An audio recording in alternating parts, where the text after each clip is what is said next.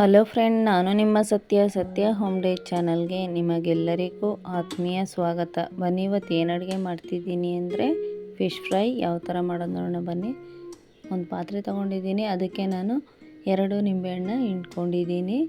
ಅದರಲ್ಲಿ ಈಗ 2 ನಾಟಿ ಕೋಳಿ ಮೊಟ್ಟೆನ ನಾನು ಸೇರಿಸ್ಕೊತಿದ್ದೀನಿ. ಯೆಲ್ಲೋ ಕಲರು ಸೇರಿಸೇ ಹಾಕ್ತಾಯಿದ್ದೀನಿ ನಾನು. ಇದಕ್ಕೆ ನಾನು ಹಾಗೆ 1 ಸ್ಪೂನ್ ಆಗುವಷ್ಟು ಶುಂಠಿ ಬೆಳ್ಳುಳ್ಳಿ ಪೇಸ್ಟ್ನು ಹಾಕ್ಕೊಂಡಿದ್ದೀನಿ. ಆಮೇಲೆ ಕಿಂಗು ಫಿಶ್ ಮಸಾಲ, ಇದು ತುಂಬಾ ಟೇಸ್ಟು ಚೆನ್ನಾಗಿರುತ್ತೆ. ನಾನು 2 ಪ್ಯಾಕೆಟ್ನ ಹಾಕ್ಕೊಂಡಿದ್ದೀನಿ. ಆಮೇಲೆ 3 ಸ್ಪೂನ್ ಆಗೋಷ್ಟು ನಾನು ಕಿಂಗು ಅಚ್ಕಾರದ ಪುಡಿ ಹಾಕ್ಕೊಂಡಿದ್ದೀನಿ. ಇದಕ್ಕೆ ಹಂಗೆ ನಾನು 3 ಸ್ಪೂನ್ ಆಗುವಷ್ಟು ನಾನು ಕಾರ್ನ್ಫ್ಲೋರ್ ಹಿಟ್ಟು, ಆಮೇಲೆ 1 ಸ್ಪೂನ್ ಆಗುವಷ್ಟು ಅರಿಶಿನದ ಪುಡಿ ಹಾಕ್ಕೊಂಡು 1 ಹಿಡಿ ಆಗೋಷ್ಟು ಕರಿಬೇವಿನ ಸೊಪ್ಪು ಹಾಕ್ಕೊಂಡು ಚೆನ್ನಾಗಿ ನಾನು ಕೈಯಲ್ಲೇ ಮಿಕ್ಸ್ ಮಾಡ್ಕೊತಿದ್ದೀನಿ.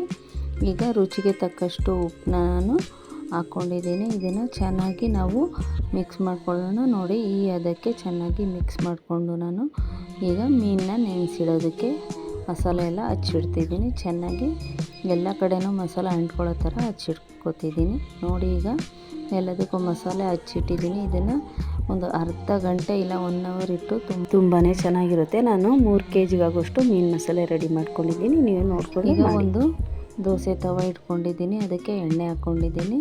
ಎಣ್ಣೆ ಚೆನ್ನಾಗಿ ಕಾದಿದ ತಕ್ಷಣ ನಾನು ಮಿಕ್ಸ್ ಮಾಡಿ ಇಟ್ಟಿದ್ವಲ್ಲ ಆ ಮೀನುಗಳನ್ನ ಇದ್ರ ಜೊತೆಗೆ ಹಾಕ್ಕೊತಿದ್ದೀನಿ.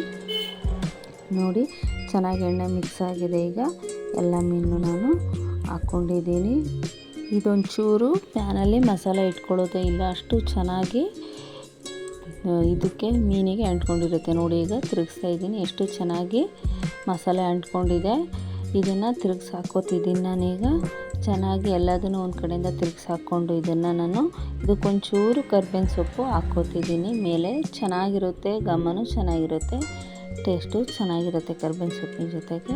ನೋಡಿ, ಈಗ ಇನ್ನೊಂದ್ಸಲಿ ಎಲ್ಲದನ್ನು ಈಗ ಇನ್ನೊಂದ್ಸರಿ ತಿರುಗಿಸಿ ಹಾಕ್ತಾಯಿದ್ದೀನಿ. ಎಲ್ಲ ಮೀನು ಚೆನ್ನಾಗಿ ಬೆಂದಿದೆ ಅಂತ ನೋಡ್ಬಿಟ್ಟು ಈಗ ನಾನು ಎಲ್ಲದನ್ನು ತಗೋತಿದ್ದೀನಿ. ನೋಡಿ, ಎಲ್ಲ ಚೆನ್ನಾಗಿ ಬೆಂದಿದೆ. ನಾನು ಈಗ ಇದನ್ನು ಒಂದು ಪ್ಲೇಟಿಗೆ ತಗೋತಿದ್ದೀನಿ. ನಾನು ಈ ವಿಡಿಯೋ ಪೂರ್ತಿಯಾಗಿ ನೋಡಿ, ಈ ರೆಸಿಪಿ ಒಂದ್ಸರಿ ಟ್ರೈ ಮಾಡಿ, ಹೇಗೆ ಬಂದಿದೆ ಅಂತ ಕಮೆಂಟ್ ಮಾಡಿ, ಲೈಕ್ ಮಾಡಿ, ಶೇರ್ ಮಾಡಿ, ಸಪೋರ್ಟ್ ಮಾಡಿ, ಸಬ್ಸ್ಕ್ರೈಬ್ ಮಾಡಿ. Thank you friends.